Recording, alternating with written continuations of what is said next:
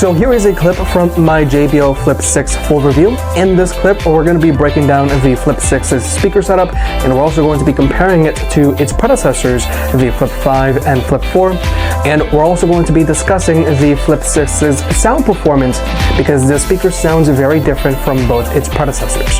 Now, if you enjoy this clip, or if you want to learn more about this speaker, or if you want to actually hear what this speaker sounds like, then you can always watch the full review. Regarding speaker setups, the Flip 4 has your very standard dual front-mode firing woofer and dual pass radiator setup that shoot out the sides. And when it comes to output, the Flip 4 has an output of 16 watts. Then there's the Flip 5, which has a single front-mode firing oval woofer, which really made some people upset when this speaker first came out. And you've got your dual pass radiators that shoot out the sides again. And the Flip 5 has an output of 20 watts. But then there's the Flip 6. Just like the Flip 5, the Flip 5 has a single front-mode firing oval woofer and your dual pass radiators that shoot out the sides. But this time around, JBL used all of the empty space found on the Flip 5 and threw in a tweeter on the Flip 6. And when it comes to output, the woofer on the Flip 6 is rated at 20 watts and the tweeter is rated at 10 watts.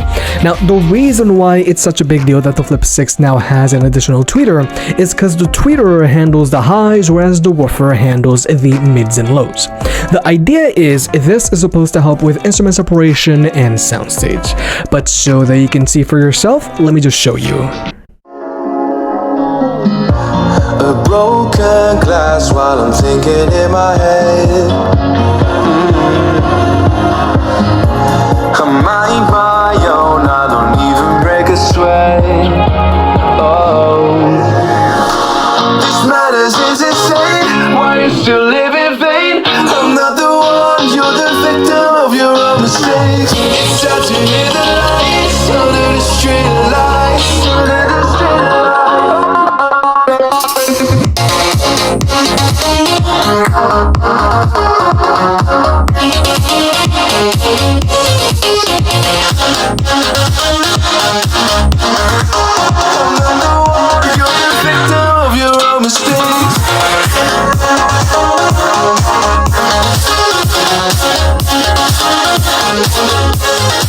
So, like you may have just seen, the woofers on both the Flip 4 and Flip 5 handle everything, whereas with the Flip 6, the woofer handles the mids and lows and the tweeter handles the highs. And this is the same speaker setup that you'll find on the JBL Charge 5, except a little bigger. And in general, it really does help with instrument separation.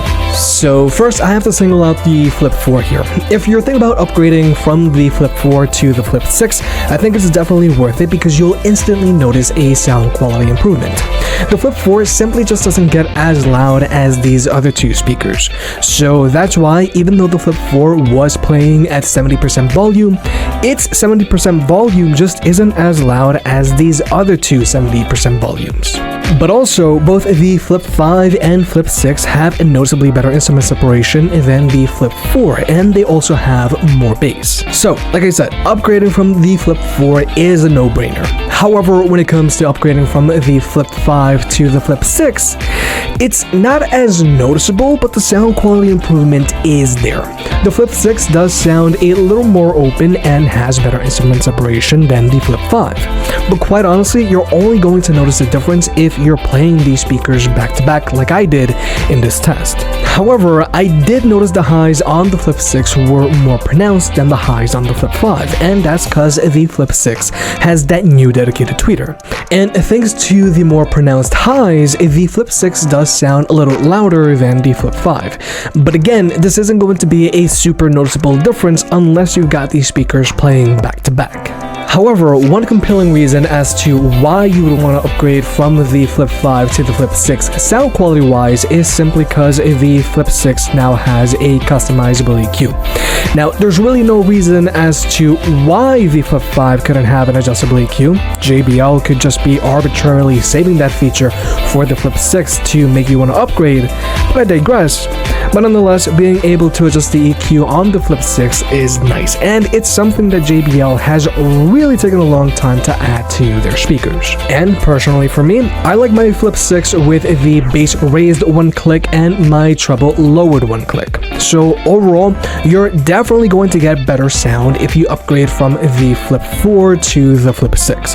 The Flip 6 gets way louder, it has better instrument separation, and it has more bass.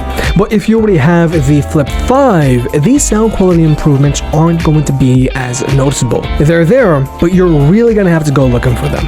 If you have the Flip 5, the only reason you might want to upgrade is because of the adjustable EQ.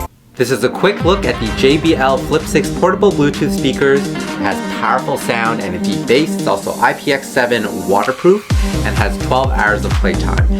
The speaker itself comes in a cylindrical shape. It has the nice JBL logo on the front.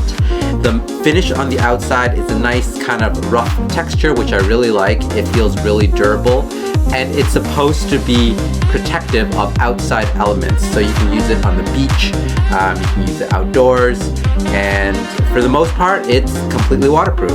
On the back, you have your power button and your Bluetooth connect button.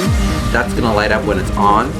You also have your USB-C charging port. They do make note that you wanna keep this area dry, so you don't want that to get wet. And obviously, if you're charging it, also do not have it near water when you're charging it. This is an indicator for the charge. It's gonna light up to the full when it's fully charged. It has a nice handle at the back, so you can kind of lift it with your wrist and just hold it like that as well.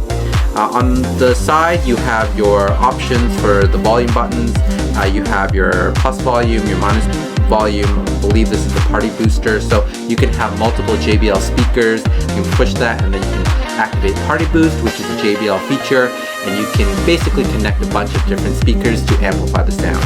And then this is your forward button or your play button on here for convenience. You can also stand up the speaker. It has a nice little foothold here. You can, place it like that if you want it vertical. On the back, you also have this kind of raised area where you can, I'll show you. You can lie it flat down like that and it's not going to roll over. So the front would be like that and it wouldn't roll back. It has that little wedge that keeps it from rolling, which is awesome.